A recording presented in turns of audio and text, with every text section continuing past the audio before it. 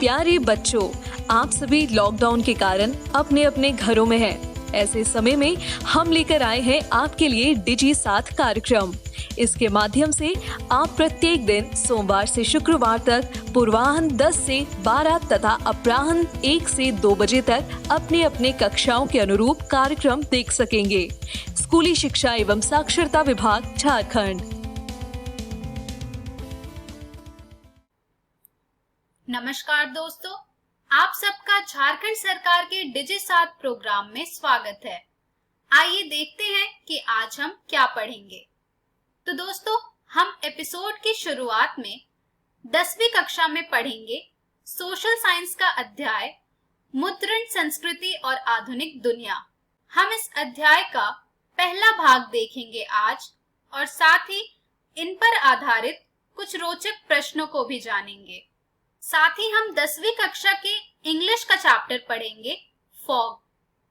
इसी प्रकार से 12वीं कक्षा में हम पढ़ेंगे केमिस्ट्री का chapter D and F block elements. हम इस चैप्टर का पहला भाग देखेंगे आज और फिर उन पर आधारित कुछ रोचक प्रश्नों को भी जानेंगे। साथ ही 12वीं कक्षा की बायोलॉजी में हम पढ़ेंगे अध्याय वंशागति के आणविक आधार। हम इस अध्याय का 7वां भाग देखेंगे आज और फिर उन पर आधारित कुछ प्रश्नों को भी जानेंगे। तो चलिए शुरू करते हैं हम अपना प्रोग्राम डिजी साथ। अब पढ़ाई नहीं रुकेगी। नमस्कार दोस्तों, आज हम अध्याय 7 मुद्रण संस्कृति और आधुनिक दुनिया के भाग 1 पे चर्चा करेंगे। तो दोस्तों, इस वीडियो में हम देखेंगे शुरुआती छपी किताबें और यूरोप में मुद्रण का आना। इसके अलावा हम चर्चा करेंगे मुद्रण क्रांति और उसके असर पे और पढ़ने के जुनून पे। तो चलिए दोस्तों, शुरुआत करते हैं हम शुरुआती छपी किताबें से। दोस्तों, चीन, जापान और कोरिया में सबसे शुरुआती किस्म की प्रिंट तकनीक विकसित की गई थी और यह छपाई हाथों से होती थी।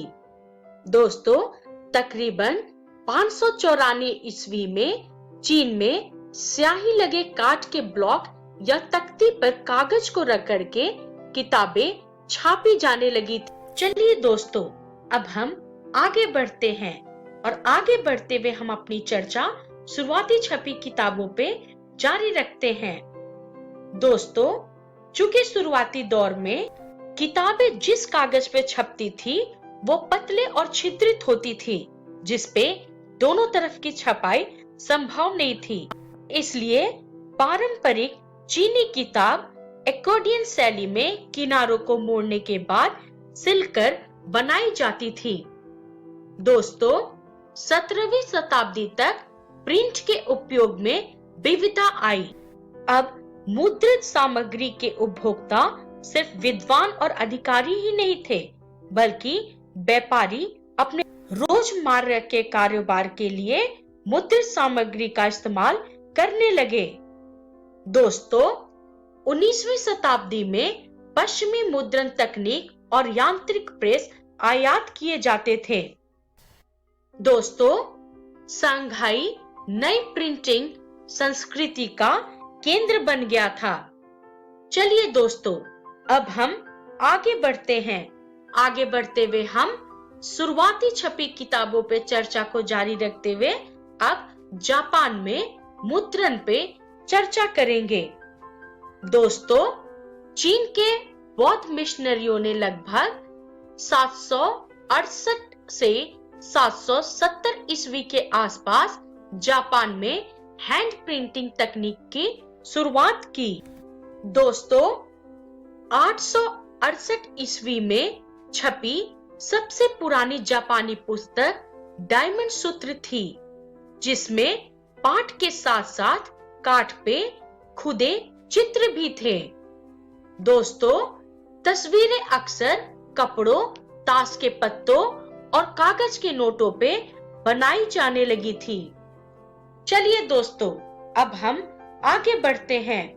आगे बढ़ते हुए अब हम यूरोप में मुद्रण के आने पर चर्चा करेंगे। दोस्तों, 11वीं शताब्दी में चीनी पेपर यूरोप रेशन मार्ग से पहुंच गया था। दोस्तों, 1295 ईस्वी में मार्को पोलो नामक महान खोजी यात्री चीन में काफी साल तक खोज करने के बाद इटली वापस लौटे और अपने साथ मुद्रण ज्ञान को भी वहां पर लाए। दोस्तों, जैसे कि हम पहले चर्चा कर चुके थे कि चीन के पास वुड ब्लॉक वाली छपाई की तकनीक पहले से मौजूद थी और जब मार्को पोलो यह ज्ञान अपने साथ लेकर आए तो इतावली भी तख्ती की छपाई से किताबें निकालने लगे और जल्द ही यह तकनीक पूरे यूरोप में फैल गई। चलिए दोस्तों, अब हम आगे बढ़ते हैं। आगे बढ़ते हुए हम यूरोप में मुद्रण के आने पे चर्चा को जारी रखते हुए अब हम गुटेनबर्ग और प्रिंटिंग प्रेस पे चर्चा करेंगे। दोस्तों, यूरोप में किताबें की मांग बढ़ने लगी और बढ़ते हुए मांग के साथ पूरे यूरोप में पुस्तक विक्रेता विभिन्न देशों से निर्यात भी करने लगे। लेकिन दोस्तों, हस्तलिखी पांडुलिपि का उत्पादन पुस्तकों की बढ़ती मांग को पूरा नहीं कर पाया। अतः 1430 के दशक में जोहाना गुटेनबर्ग ने स्टारबर्ग जर्मनी में पहली प्रिंटिंग प्रेस विकसित कर मुद्रण तकनीक में एक नई आविष्कार की। चलिए दोस्तों, अब हम आगे बढ़ते हैं और आगे बढ़ते हुए यूरोप में मुद्रण के आने पे चर्चा को जारी रखते हुए गुटेनबर्ग और प्रिंटिंग प्रेस की चर्चा को जारी रखेंगे। दोस्तों, गुटेनबर्ग मुद्रित पहली पुस्तक थी जिसको छपने में 3 वर्ष लगे और इसकी 180 प्रतियां या कॉपीज छापी गयी। दोस्तों, 100 वर्षों में अर्थात 1450 से 1550 ईस्वी के बीच यूरोप के अधिकांश देशों में प्रिंटिंग प्रेस की स्थापना हो गई थी। चलिए दोस्तों, अब हम आगे बढ़ते हैं। आगे बढ़ते हुए अब हम मुद्रण क्रांति और उसके असर पे चर्चा करेंगे। दोस्तों, शुरुआत करते हैं हम नए पाठक वर्ग से। दोस्तों, प्रिंटिंग प्रेस के साथ एक नया पाठक वर्ग भी पैदा हुआ।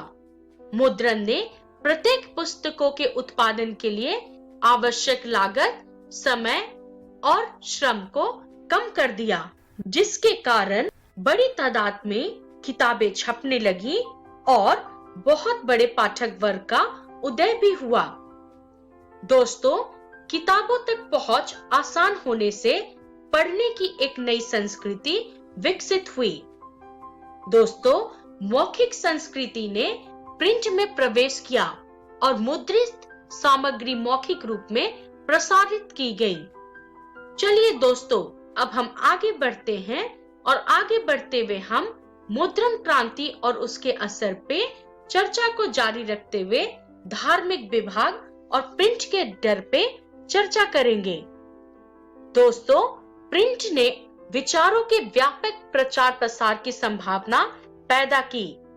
मुद्रित संदेश के माध्यम से लोगों को अलग ढंग से सोचने के लिए मना सकते थे या कोई कार्रवाई करने के लिए प्रेरित भी कर सकते थे, जिसके कारण लोगों के मन में यह डर था कि मुद्रित किताब की वजह से कहीं मूल्यवान साहित्य की सत्ता नष्ट ना हो जाए। चलिए दोस्तों, अब हम आगे बढ़ते हैं और आगे बढ़ते हुए हम मुद्रण क्रांति और उसके असर पे चर्चा को जारी रखते हुए मुद्रण और प्रतिरोध पे चर्चा करेंगे। दोस्तों, प्रिंट और लोकप्रिय धर्म साहित्य ने कम शिक्षित लोगों को धर्म के अलग अलग व्याख्याओं से परिचित किया। दोस्तों, इस समय 16वीं सदी के इटली में एक किसान मोनोकियो ने अपने इलाके में उपलब्ध किताबों को पढ़ना शुरू कर दिया था। उन किताबों के आधार पे उसने बाइबल के नए अर्थ लगाने शुरू कर दिए और उसने ईश्वर और सृष्टि के बारे में ऐसे विचार बनाए कि रोमन कैथोलिक चर्च उससे क्रुद्ध हो गए। दोस्तों, ऐसे धर्म विरोधी विचारों को दबाने के लिए रोमन चर्च ने जब इंक्विजिशन शुरू किया तो मोनोक्यू को 2 बार पकड़ा गया और आखिरकार उन्हें मौत की सजा दे दी गई।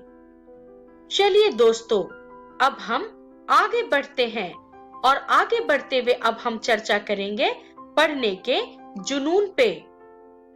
दोस्तों, 8वीं शताब्दी के अंत तक यूरोप के कुछ हिस्सों में साक्षरता दर 60 से 80% के बीच में हो गई थी।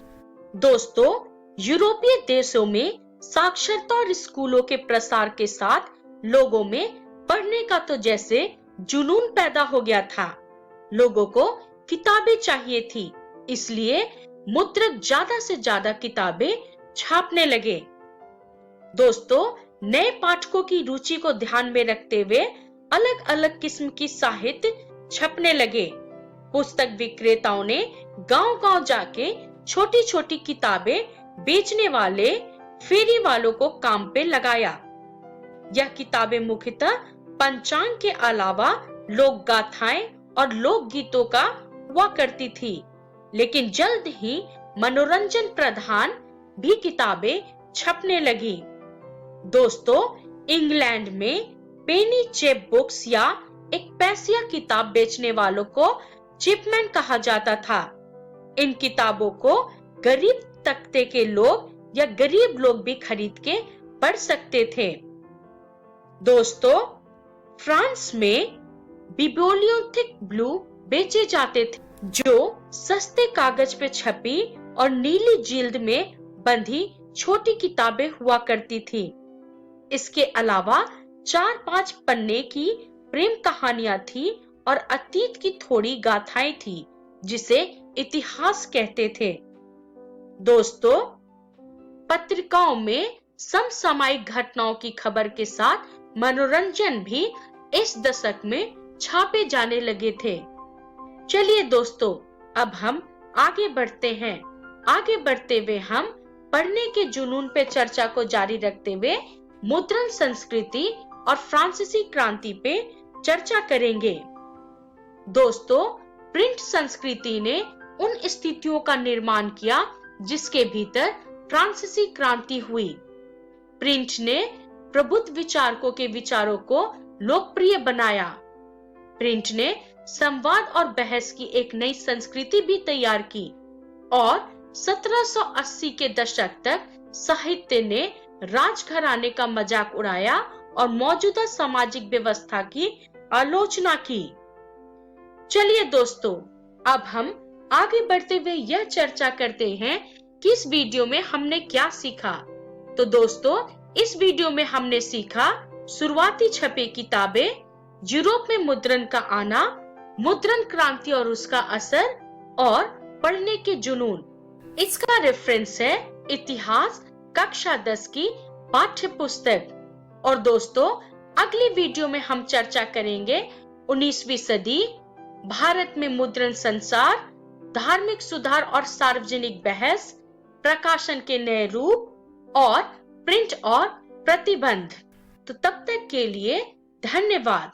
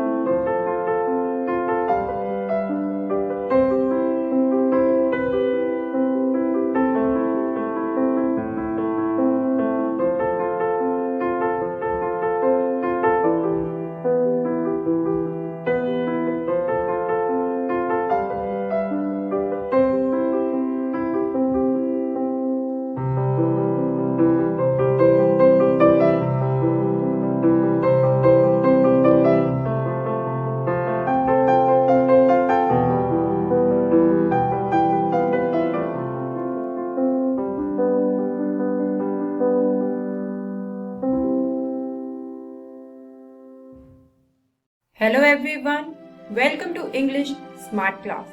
दोस्तों, आज इस स्मार्ट क्लास में हम लोग बात करेंगे हमारी क्लास 10th की बुक फर्स्ट फ्लाइट की एक पोयम का। दोस्तों, इस पोयम का नाम है फॉग। चलिए दोस्तों, देखते हैं कि आज इस वीडियो में हमें क्या क्या सीखने को मिलेगा। तो दोस्तों, आज इस वीडियो में जो टॉपिक्स आपको पढ़ने को मिलेंगे उनमें सबसे पहला टॉपिक है अबाउट द पोएट, यानी कि इस पोयम फोक को आखिर किसने लिखा है उसके बारे में हम लोग बात करेंगे। पोएट के बाद हम लोग इस पोयम के इंट्रोडक्शन के बारे में बात करेंगे, यानी कि मैं आपको बताऊंगी कि आखिर ये पोयम फोक किस चीज के बारे में है। इंट्रोडक्शन के बाद हम लोग इस पोयम का राइटिंग स्टाइल देखेंगे कि आखिर हमारे पोएट ने इस पोयम को किस तरह से लिखा है। स्टाइल के बाद हम लोग कुछ वर्ड मीनिंग देखेंगे, यानी कि कुछ मुश्किल वर्ड्स के मीनिंग समझेंगे और साथ ही साथ हम लोग इस पोयम की लाइन के एक्सप्लेनेशन को जानेंगे।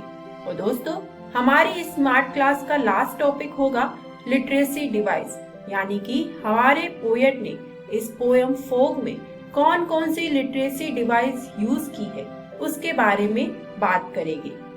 चलिए दोस्तों, अपने पहले टॉपिक से इस स्मार्ट क्लास को शुरू करते हैं। पहला टॉपिक है अबाउट द पोएट। तो दोस्तों, ये जो पोयम है फॉग, इसको लिखा है कार्ल सैंडबर्ग ने। ये एक अमेरिकन पोएट है, बायोग्राफर है, जर्नलिस्ट एंड एडिटर, यानी कि अपने लाइफ टाइम में इन्होंने इन अलग अलग कैटेगरीज में काम किया था।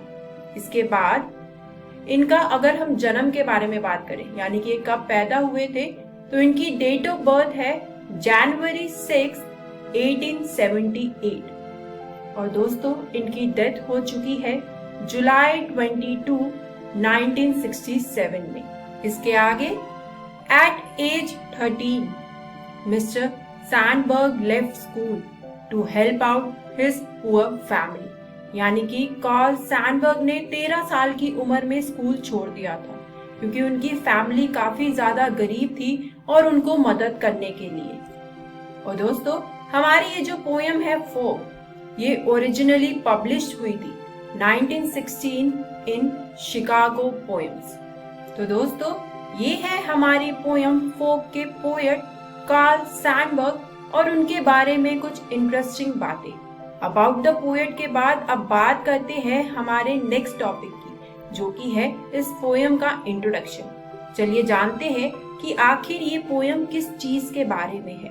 तो दोस्तों, ये जो पोयम है फोक, इसमें हमारे पोएट ने डिस्क्राइब किया है the process of arrival of the fog into a city and the harbour, यानी कि दोस्तों इस पोयम में पोएट ने डिस्क्राइब किया है कि किस तरह से फॉग सिटी के अंदर आती है, हार्बर में आती है। दोस्तों, हार्बर एक ऐसा प्लेस होता है जहां पर शिप्स आकर रेस्ट करती है। इसके आगे he has very beautifully compared it to a cat, यानी कि इस पोयम में जब हम इसे आगे पढ़ेंगे तो आप देखिएगा कि किस तरह से हमारे पोएट ने पोयम में फॉग को एक कैट यानी कि एक बिल्ली से कंपेयर किया है। वही दोस्तों, अगर मैं आपको बताऊं कि किस सिचुएशन में हमारे पोएट ने इस पोयम को लिखा है, तो he was on his way to meet someone and had some spare time, so he wrote fog, यानी कि हमारा पोएट किसी से मिलने जा रहा था और उसके पास कुछ टाइम था अभी, तो उसने एक पार्क के डेस्क पर बैठकर इस पोयम फोक को लिखा था। तो दोस्तों, ये है हमारी इस पोयम का इंट्रोडक्शन। मुझे उम्मीद है कि अब आपको थोड़ा आइडिया हो गया होगा कि आखिर ये पोयम किस चीज के बारे में है। ये पोयम फोक के बारे में है जो कि सिटी और हार्बर में आती है। पोएट ने उसे एक कैट से कंपेयर किया है। चलिए दोस्तों, इंट्रोडक्शन के बाद अब बात करते हैं इस पोयम के स्टाइल के बारे में कि आखिर हमारे पोएट ने किस तरह से इस पोयम को लिखा है। तो fog is a short poem 6 lines long split into 2 stanza, यानी कि दोस्तों ये जो हमारी पोयम फॉग है ये बहुत छोटी पोयम है। इसको सिर्फ 6 लाइनों में लिखा है हमारे पोएट ने, और जिसको उसने 2 स्टैंजा में स्प्लिट कर दिया है, यानी कि डिवाइड कर दिया है। वही दोस्तों, it is a free verse poem having no regular rhyme और सेट मीटर, यानी कि ये एक फ्री वर्स पोएम है, इसमें कोई पर्टिकुलर राइम या फिर कोई पर्टिकुलर मीटर हमारे पोएट ने फॉलो नहीं किया है। चलिए दोस्तों, अब पोएम से रिलेटेड कुछ वर्ड मीनिंग्स की बात करते हैं। सबसे पहला वर्ड मीनिंग है हमारे पास फॉग। आखिर ये जो पोएम का नाम है ये क्या है? तो दोस्तों, फॉग का मतलब होता है it is a thick cloud of tiny water droplets present in the atmosphere specially in winter. जैसे कि दोस्तों आप इस पिक्चर में भी देख सकते हो, जिसे हम लोग अपनी आम भाषा में धुंध भी बोलते हैं। तो यही है हमारी फॉग। हमारा अगला वर्ड मीनिंग है हार्बर, जिसका मतलब होता है पोर्ट। जैसे कि रेल रेलवे स्टेशन पर रुकती है, ऐसे ही जो शिप्स होती है वो पोर्ट पर आकर रेस्ट करती है। हमारा अगला वर्ड मीनिंग है ऑन हॉन्चेस, जिसका मतलब होता है सिटिंग विद नीज बेंड, यानी कि अपने नीज को बेंड करके बैठना। तो दोस्तों, ये थे इस पोएम से रिलेटेड कुछ डिफिकल्ट वर्ड्स। चलिए अब अपनी पोएम की लाइंस को पढ़ते हैं। इन डिफिकल्ट वर्ड्स को आप अपने माइंड में याद रखिएगा। हमारी पहली लाइंस है the fog comes on little cat feet. यहाँ पर हमारे पोएट हमसे कह रहे हैं कि किस तरह से फॉग, जो कि हम स्पेशली विंटर सीजन्स में देखते हैं, वो सिटी और हार्बर की तरफ आ रही है।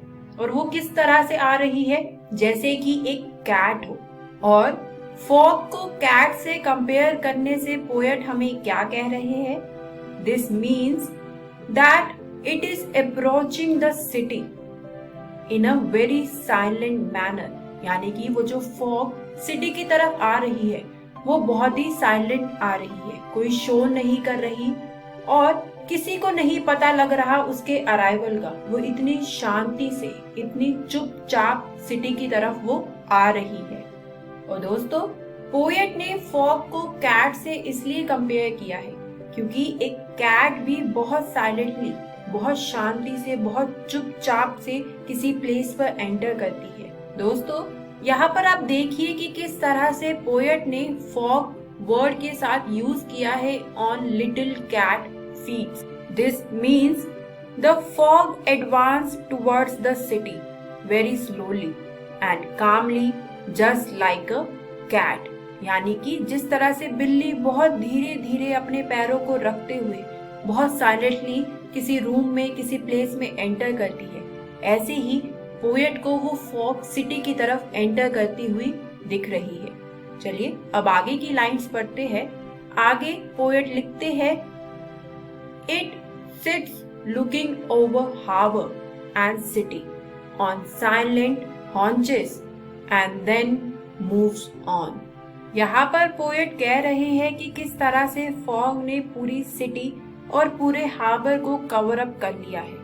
और पोएट को ऐसा लग रहा है कि किस तरह से जो फॉग है वो इस तरह से अपेयर हो रही है जैसे कि उसने अपनी लेग्स फोल्ड करके वो बैठी हुई हो, जैसे कि एक बिल्ली बैठती है। और वो फॉग पूरी सिटी, पूरे हार्बर की तरफ देख रही है अपनी लेग्स को फोल्ड कर कर। और दोस्तों, आखिरी में पोएट अपनी पोएम को कंक्लूड करते हैं बोलते हुए एंड देन मूव्स ऑन, कि किस तरह से फॉग कुछ देर सिटी में रुककर आगे निकल पड़ती है।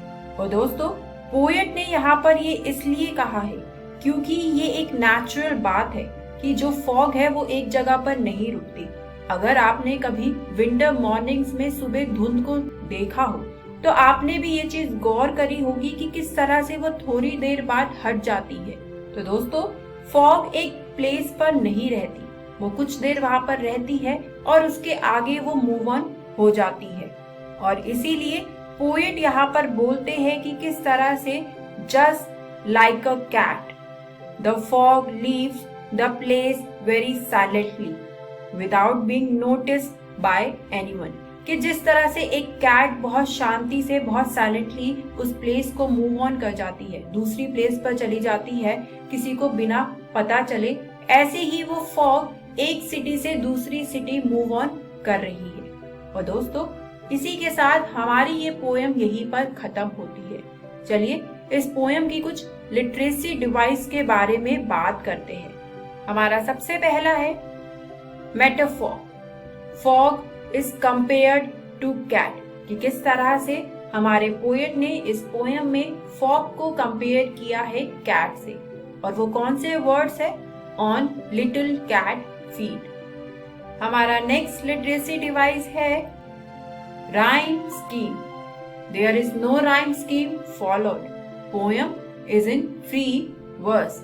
यानी कि दोस्तों, अगर पेपर में आपके क्वेश्चन आता है कि इस पोएम फॉग में कौन सी राइम स्कीम यूज की गई है, तो आप वहां पर लिखेंगे that there is no rhyme scheme followed, poem is in free verse. हमारा नेक्स्ट लिटरेसी डिवाइस है एंजॉयमेंट, यानी कि when a sentence continues to next line, जो कि इस पोएम में किस तरह से पोएट ने यूज किया है? वो यूज किया है line it sits looking then moves on. दोस्तों, इस पोएम का लास्ट लिटरेसी डिवाइस है पर्सोनिफिकेशन।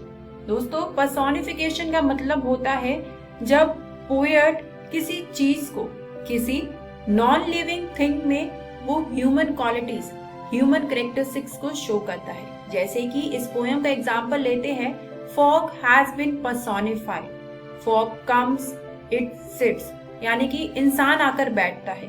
वो यहाँ पर पोएट ने एक नॉन लिविंग थिंग जो कि फॉग है उसके थ्रू दिखाने की कोशिश करी है, तो ये एक पर्सोनिफिकेशन हुआ। तो दोस्तों, ये है हमारी इस पोएम फॉग के लिटरेसी डिवाइस। और इसी के साथ ये स्मार्ट क्लास अब हमारी यहीं पर खत्म होती है। बात करते हैं कि आज इस वीडियो में हम लोगों ने क्या सीखा। तो दोस्तों, आज इस वीडियो में हम लोगों ने सबसे पहले बात करी हमारे पोएट के बारे में। तो दोस्तों, इस पोएम फॉग को लिखा है कार्ल सैंडबर्ग ने। उसके बाद हम लोगों ने इस पोएम के इंट्रोडक्शन के बारे में बात करी कि किस तरह से हमारे पोएट ने इस पोएम में फॉग को एक कैट से कंपेयर किया है।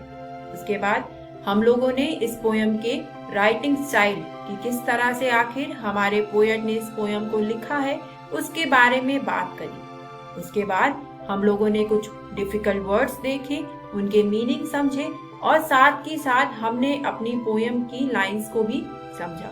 फाइनली हम लोगों ने एट द एंड इस पोएम के लिटरेसी डिवाइसेस को देखा। दोस्तों, ये पोएम है हमारी बुक फर्स्ट फ्लाइट से।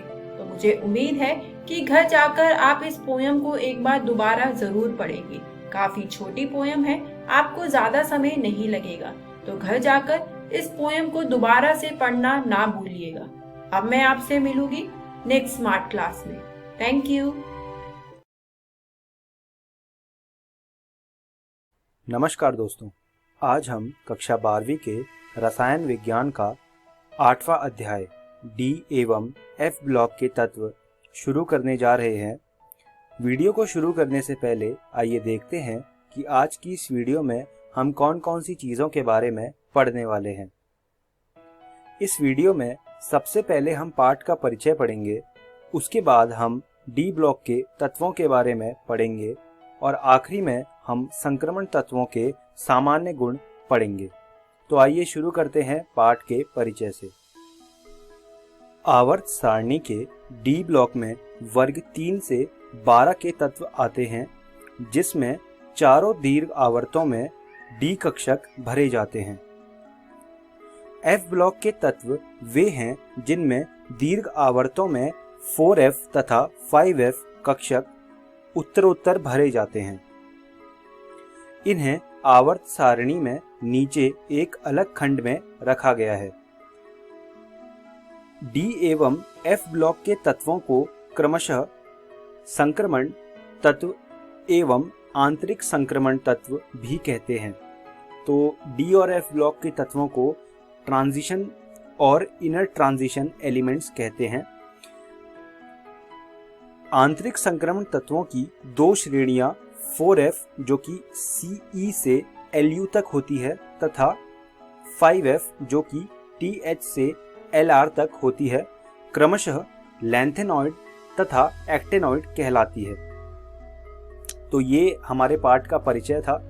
इस पाठ में बहुत सी ऐसी चीजें हैं जो आपको याद रखनी है, तो मैं आपको ये सुझाव दूंगा कि आप इस पाठ में जितनी भी चीजें आ रही हैं कोशिश कीजिए कि आप उसको ज्यादा से ज्यादा बार लिख पाएं। अब हम बात करते हैं डी ब्लॉक के तत्वों की।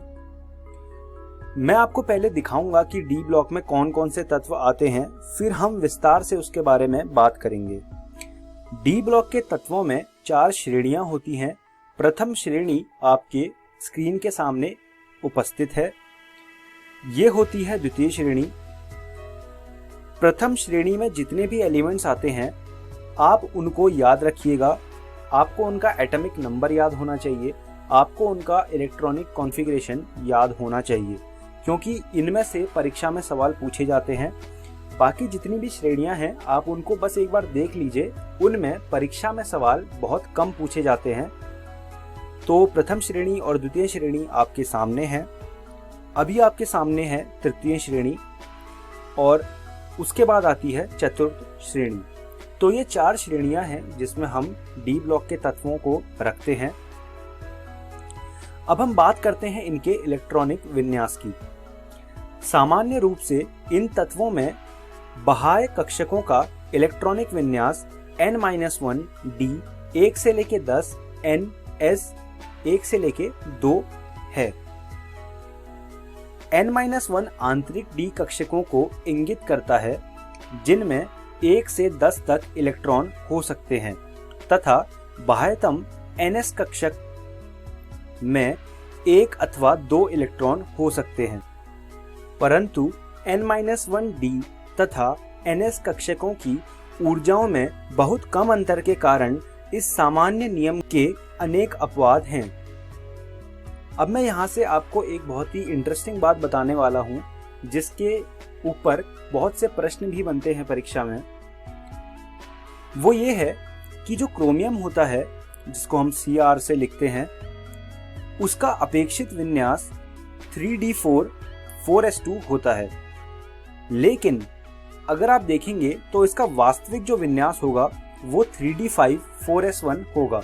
आप देख सकते हैं इसको जहां पर भी आपको इलेक्ट्रॉनिक कॉन्फ़िगरेशन की टेबल मिलती है। अब ऐसा क्यों होता है?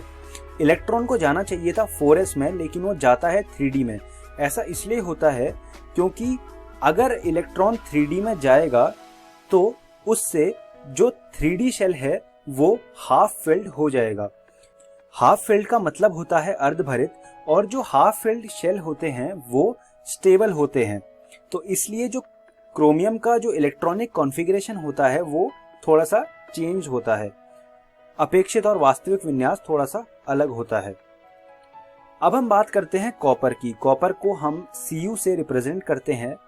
कॉपर का जो अपेक्षित विन्यास होता है वो 3d9 4s2 होता है, लेकिन जब आप इसको देखोगे अपनी किताब में तो इसका जो विन्यास होगा वास्तविक वो 3d10 4s1 होगा। ऐसा इसलिए होगा क्योंकि जब आप 3d9 में एक इलेक्ट्रॉन डालोगे तो उससे हमारा 3d10 बनेगा, जो कि एक फुली फिल्ड शेल होगा, यानी कि पूर्ण भरित शेल होगा। और पूर्ण भरित शेल जो होते हैं वो स्टेबल होते हैं। इसीलिए कॉपर का जो अपेक्षित और वास्तविक विन्यास है उसमें एक आपको बहुत बड़ा अंतर देखने को मिल जाएगा। ये दोनों जगह से परीक्षा में गारंटी है कि प्रश्न आता ही आता है। आपको पूछेंगे कि क्रोमियम का आपको इलेक्ट्रॉनिक विन्यास लिखना है या फिर कॉपर के लिए सेम क्वेश्चन आ सकता है। और अगर क्वेश्चन ज़्यादा मार्क्स का हुआ तो आपको इसके पीछे का रीज़न पूछेंगे, तो आपको ये रीज़न पता होना चाहिए और आपको इनका जो वास्तविक विन्यास है वो पता होना चाहिए। Zn, Cd, Hg तथा Cn के इलेक्ट्रॉनिक विन्यास सामान्य सूत्र n-1 d10 ns2 से प्रदर्शित किए जाते हैं। तो इनका फिक्स रहता है, बस यहाँ पर n की वैल्यू चेंज होती है। d और s में सेम नंबर ऑफ इलेक्ट्रॉन्स होते हैं। आंशिक रूप से भरित डी कक्षकों के कारण ये तत्व कुछ अभिलक्षणिक गुण दर्शाते हैं। जैसे अनेक ऑक्सीकरण अवसाएं, रंगीन आयनों का बनना आदि। अब हम बात करते हैं डी ब्लॉक के तत्वों के भौतिक गुणों की। संक्रमण धातुएं अति कठोर तथा अल्प वाष्पशील होती हैं। इनके गलनांक व क्वथनांक उच्च होते हैं। उच्च गलनांक का कारण अंतर परमाणविक धात्विक बंधन में ns इलेक्ट्रॉन के अतिरिक्त n-1 d कक्षकों के अधिक इलेक्ट्रॉनों की भागीदारी है। केवल Mn तथा Tc के अपवादों को छोड़कर किसी भी श्रेणी में धातुओं के गलनांक D5 विन्यास पर अधिकतम होते हैं तथा बढ़ते हुए परमाणु क्रमांकों के साथ गलनांकों में नियमित रूप से कमी आती है। इनकी कणन एंथैल्पी यानी कि एंथैल्पी ऑफ एटमाइजेशन के मान उच्च होते हैं। अभी आपके सामने एक ग्राफ आया होगा जिसमें तीनों श्रेणियों में जो परमाणु क्रमांक हैं उसके हिसाब से गलनांक का एक ग्राफ बनाया गया है। हम यहाँ पर सिर्फ प्रथम श्रेणी की बात करेंगे तो उसमें आप देख सकते हैं जो क्रोमियम का गलनांक है वो सबसे ज्यादा है। उसके बाद एक और ग्राफ है आपके पास जो डेल्टा एच और परमाणु क्रमांक के बीच एक ग्राफ है। तो इसमें भी आप देख सकते हैं जो श्रेणी 1 है उसमें आपको क्रोमियम का सबसे ज्यादा डेल्टा एच देखने को मिलेगा। ग्राफ्स वैसे पूछे नहीं जाते लेकिन आपको फिर भी पता होना चाहिए कि ग्राफ से आपको डेटा कैसे पढ़ना होता है। तो ये कुछ ग्राफ थे डी ब्लॉक के तत्वों के भौतिक गुणों पर ये ग्राफ्स आधारित थे। अब हम आगे बढ़ते हैं। इलेक्ट्रॉनों की संख्या जितनी अधिक होगी उतना ही प्रबल परिमाणी आबंध होगा। चूंकि धातुओं के मानक इलेक्ट्रोड विभव के निर्धारण में कणन एंथैल्पी एक महत्वपूर्ण कारक है, अतः बहुत उच्च कणन एंथैल्पी वाली धातुओं की प्रवृत्ति अभिक्रियाओं में उत्कृष्ट रहने की होती है। अब हम बात करेंगे परमाणविक एवं आयनिक आकारों की। सामान्यतः श्रेणी में बढ़ते हुए परमाणु क्रमांक के साथ समान आवेश वाले आयनों की त्रिज्या घटती है। अतिरिक्त इलेक्ट्रॉन हर बार d ऑर्बिटल में प्रवेश करता है। d इलेक्ट्रॉन का आवरण प्रभाव यानी कि स्क्रीनिंग इफेक्ट कम प्रभावशाली होता है। 5d कक्षकों के पूर्व 4f कक्षकों में इलेक्ट्रॉनों की आपूर्ति के कारण परमाणु त्रिज्याओं में नियमित कमी आती है, जैसे लैंथेनॉइड आकुंचन, जिसे अंग्रेजी में हम लैंथेनॉइड कॉन्ट्रैक्शन कहते हैं, जो आवश्यक रूप से बढ़ते हुए परमाणु क्रमांक के साथ परमाणुीय आकार में हुई संभावित वृद्धि की क्षतिपूर्ति करता है। लैंथेनॉइड आकुंचन के समग्र प्रभाव के कारण द्वितीय एवं तृतीय संक्रमण श्रेणी के अनुरूप तत्वों की त्रिज्याएं समान हो जाती हैं तथा इसके भौतिक एवं रासायनिक गुणों में अत्यधिक समानता पाई जाती है। लैंथेनॉइड आकुंचन इस पार्ट का एक बहुत ही महत्वपूर्ण कॉन्सेप्ट है। आप इसको अपनी कॉपी में लिखिएगा और इसको एक बार घर जाके एनसीईआरटी से दोबारा से पढ़िएगा। धात्विक त्रिज्या में कमी के साथ परमाणविक द्रव्यमान में वृद्धि के परिणाम स्वरूप इन तत्वों के घनत्व में सामान्यतः वृद्धि होती है। इस प्रकार की महत्वपूर्ण घनत्व वृद्धि टाइटेनियम, जिसका की एटॉमिक नंबर 22 है, से कॉपर, जिसका की एटॉमिक नंबर 29 है, तक देखने को मिलती है। लैंथेनॉइड आकुंचन एक बहुत ही महत्वपूर्ण टॉपिक है। इसको आप एक बार अच्छे से रिवाइज करिएगा और इसकी जो डेफिनेशन है उसको भी याद रखिएगा। तो ये अभी आपके सामने एक ग्राफ है जो रेडियस और एलिमेंट्स के बीच बना है। ये दर्शाता है कि किस एलिमेंट का कितना रेडियस है। तो आप देख सकते हैं निकल पीडी, निकल का जो एटॉमिक रेडियस है और जो कोबाल्ट का एटॉमिक रेडियस है प्रथम श्रेणी में, वो सबसे कम रहता है और जो स्कैंडियम है उसका सबसे ज्यादा होता है। फिर वो घटते हुए नीचे की तरफ आता है और कोबाल्ट और निकल के बाद वो दोबारा से बढ़ना शुरू कर देता है। तो ये एक छोटा सा ग्राफ था। इसको आप प्रथम श्रेणी के एलिमेंट्स वाला जो कि ग्रीन कलर से हमने दर्शाया है उसको आप अपनी कॉपी में बना लीजिए। अब हम इस वीडियो के अंत में आ गए हैं। आइए जानते हैं कि आज की इस वीडियो में हमने क्या क्या सीखा। सबसे पहले हमने इस पार्ट का परिचय पढ़ा, उसके बाद हमने डी ब्लॉक के तत्वों के बारे में पढ़ा और आखिरी में हमने संक्रमण तत्वों के सामान्य गुणों के बारे में जाना। मैं उम्मीद करता हूं आपको ये वीडियो समझ आई होगी और आपको मैं ये सुझाव दूंगा कि आप इन बातों को दोबारा से अपनी रसायन विज्ञान की एनसीईआरटी से पढ़िएगा। अगली वीडियो में हम लोग आयनन एंथैल्पी के बारे में बात करेंगे और उसके बाद हम ऑक्सीकरण अवस्था के बारे में जानेंगे और आखिरी में हम मानक इलेक्ट्रोड विभवों में प्रवृत्तियां पढ़ेंगे। धन्यवाद दोस्तों।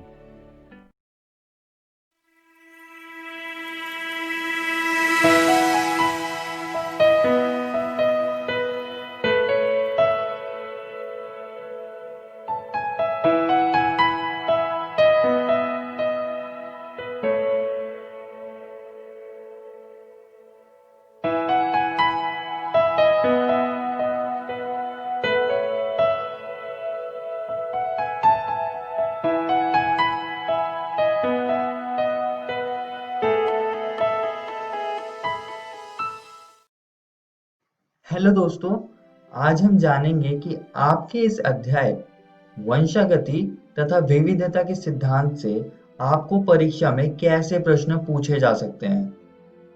तो चलिए पहले प्रश्न से शुरू करते हैं।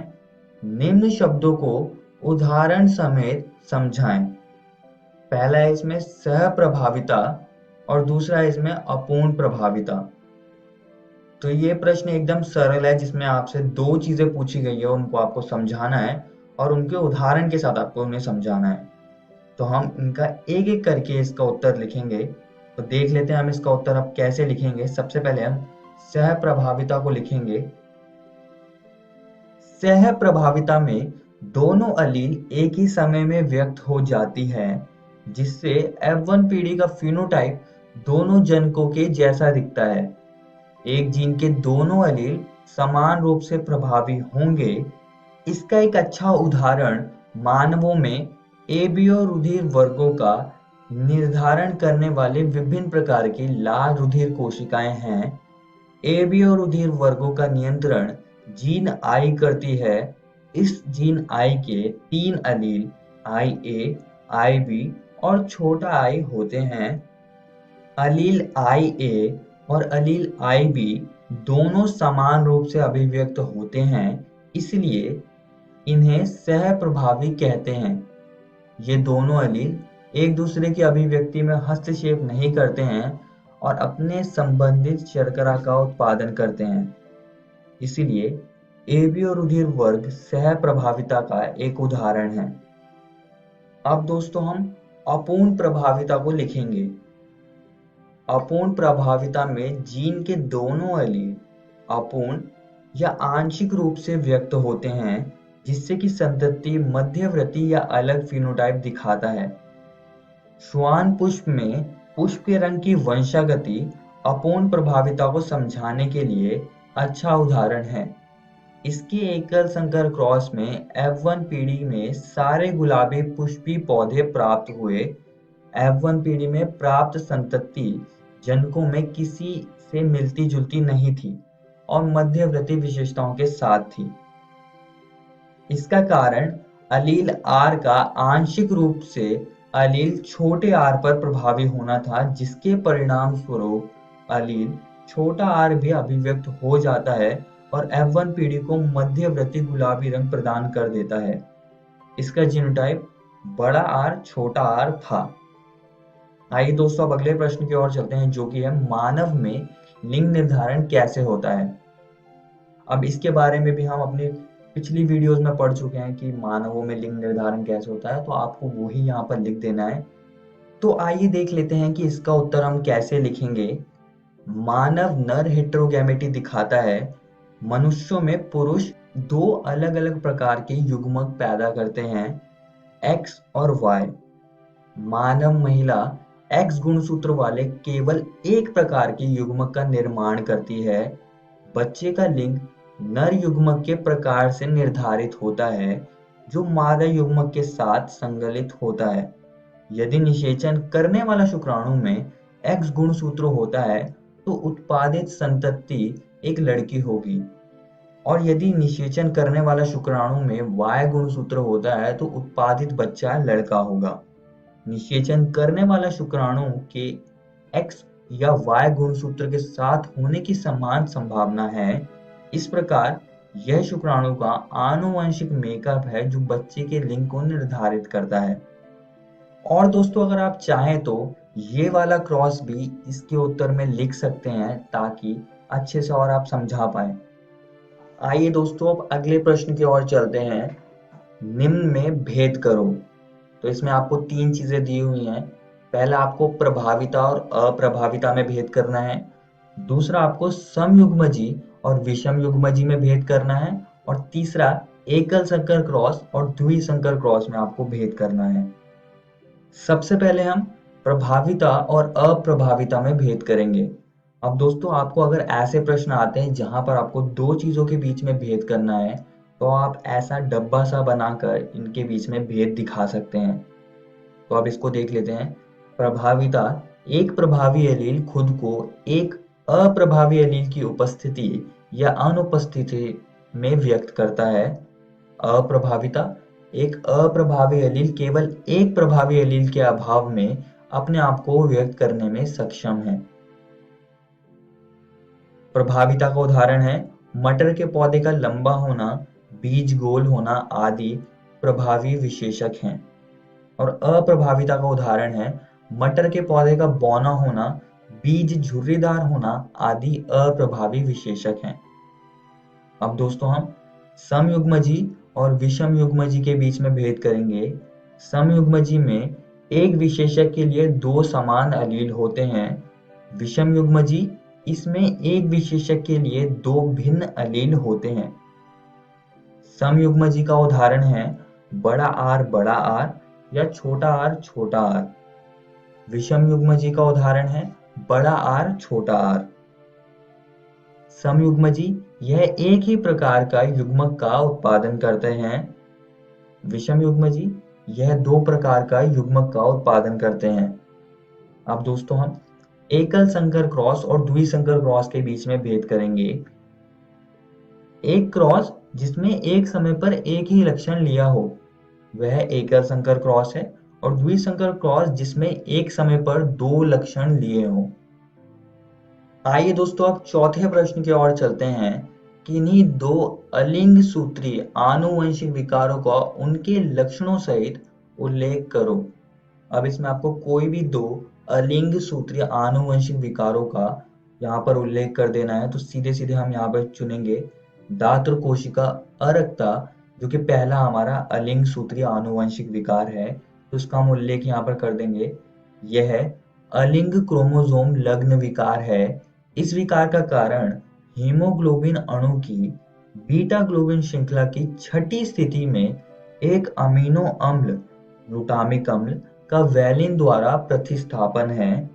इस विकार की एक विशेषता है कि इसमें लाल रक्त कोशिकाएं हंसिए के आकार की हो जाती हैं, जो उत्परिवर्ती हीमोग्लोबिन अणु के कारण बनती है। इस रोग का नियंत्रण अलील का एक जोड़ा HBA और HBS करता है। रोग का लक्षण 3 संभव जीनोटाइप में से केवल HBS वाले समयुग्मकी व्यक्तियों में दर्शित होता है। विषमयुग्मकी HBA-HBS व्यक्ति रोग मुक्त होते हैं, परंतु वे रोग के वाहक होते हैं। अब इस प्रश्न में हमसे लक्षण भी पूछे तो हम लक्षणों को लिख देंगे। इसमें तेजी से हृदय गति, सांस फूलना, देरी से वृद्धि और यौवनारंभ, पीलिया, कमजोरी, बुखार, अत्यधिक प्यास, सीने में दर्द और कम प्रजनन क्षमता सिकल सेल एनीमिया यानी कि दात्र कोशिका अरक्ता के प्रमुख लक्षण हैं। अब दोस्तों, हम अगले आनुवंशिक विकार का उल्लेख करेंगे जो कि हमने लिया है यहाँ पे डाउन सिंड्रोम। आप चाहे तो कोई भी ले सकते हैं। यह अलिंग क्रोमोसोम विकार है जो कि 21 की त्रिसूत्रता से होता है। अब इसके लक्षणों को हम जान लेंगे। रोगी व्यक्ति छोटे कद और छोटे गोल सिरे का होता है, जीभ में खांच होता है और मुंह आंशिक रूप से खुला रहता है। चौड़ी हथेली में अभिलाक्षणिक पाल्म कीज होती है। शारीरिक, मन प्रेरक और मानसिक विकास अवरुद्ध होता है।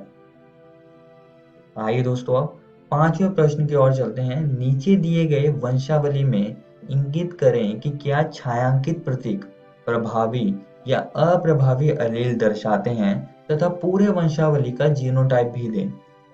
अब इस प्रश्न में आपसे पूछा है कि जो भी यहाँ पे छायांकित, जो कि मैंने यहाँ पे काले शेडेड रंग से दिखाए हुए चिन्ह है, वो अप्रभावी या प्रभावी एलील को दर्शाते हैं और आपको पूरे वंशावली का जीनोटाइप भी देना है। अब ऐसे प्रश्नों को उत्तर देने के लिए आपको यहाँ पर देखना होगा और मैं यहाँ पर इस वंशावली को बना देता हूँ। अब अगर आप पहले पीढ़ी को देखें तो अगर आप थोड़ा सा ध्यान रखें, अगर उनको दूसरी पीढ़ी की संतति चाहिए तो पहले पीढ़ी में जो नर होगा उसे समयुग्मजी प्रभावी होना पड़ेगा और उसके जीनोटाइप हम मान लेते हैं बड़ा ए, और जो माता होगी वो भी समयुग्मजी होगी लेकिन वो अप्रभावी एलील के साथ होंगी, तो हम उसके एलील मान लेते हैं छोटा ए। तो अगर हम इनको क्रॉस करवाएंगे तब हमें सारी की सारी संतति जो कि हमें दूसरी पीढ़ी में मिली है वो प्रभावित मिलेगी और इसके जीनोटाइप होंगे बड़ा ए।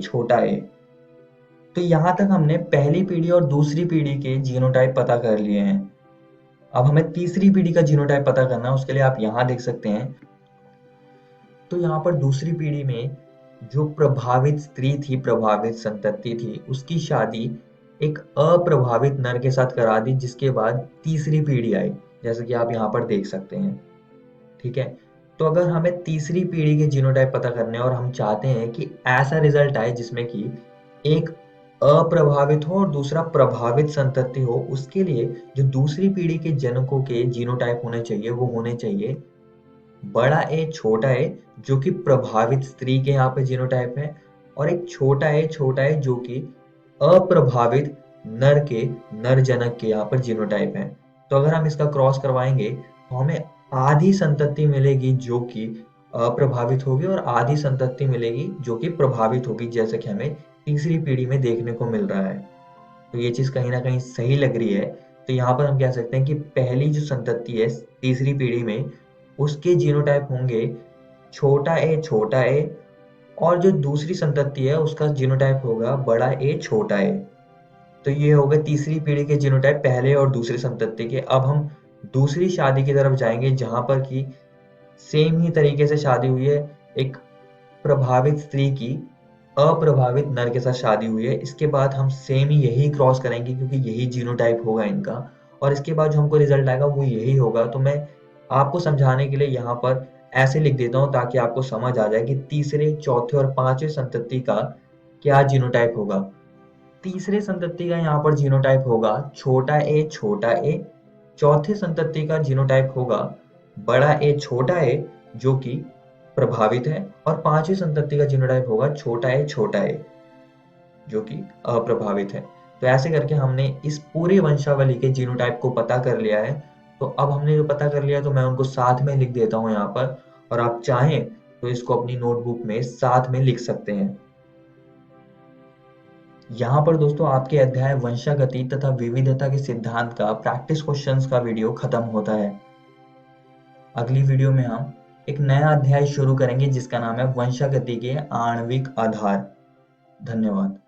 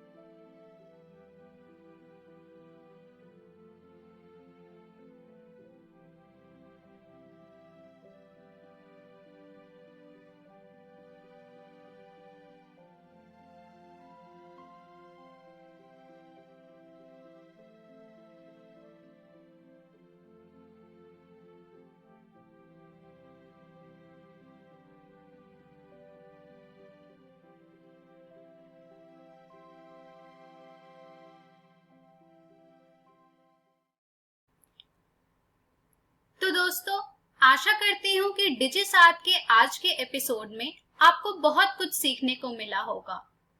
आइए देखते हैं कि आज हमने क्या पढ़ा। तो आज हमने 10वीं कक्षा में पढ़ा सोशल साइंस का अध्याय मुद्रण संस्कृति और आधुनिक दुनिया। साथ ही 10वीं कक्षा के इंग्लिश में हमने पढ़ा चैप्टर फॉग। इसी प्रकार से 12वीं कक्षा में हमने पढ़ा केमिस्ट्री का chapter D and F block elements. और फिर हमने 12वीं कक्षा में पढ़ा बायोलॉजी का अध्याय वंशागति के आणविक आधार। आइए देखते हैं कि हम कल क्या पढ़ेंगे। तो हम कल 10वीं कक्षा में पढ़ेंगे गणित का अध्याय त्रिभुज। साथ ही 10वीं कक्षा में हम पढ़ेंगे हिंदी का अध्याय एक कहानी यह भी। इसी प्रकार से 12वीं कक्षा में हम पढ़ेंगे गणित का अध्याय एप्लीकेशन ऑफ डेरिवेटिव्स। और फिर हम पढ़ेंगे 12वीं कक्षा के फिजिक्स का अध्याय विकिरण तथा द्रव्य की द्वैत प्रकृति। एक जरूरी सूचना इस एपिसोड की जो अभी आपने देखी, इसका पुनः प्रसारण YouTube पर किया जाएगा इक्वेशन के चैनल पर ठीक 3 बजे। तो यदि आप इस एपिसोड को अपने दोस्तों के साथ शेयर करना चाहते हैं या इसे पुनः देखना चाहते हैं तो YouTube पर डिजी7 इक्वेशन सर्च करके आप इस वीडियो तक पहुंच सकते हैं। धन्यवाद।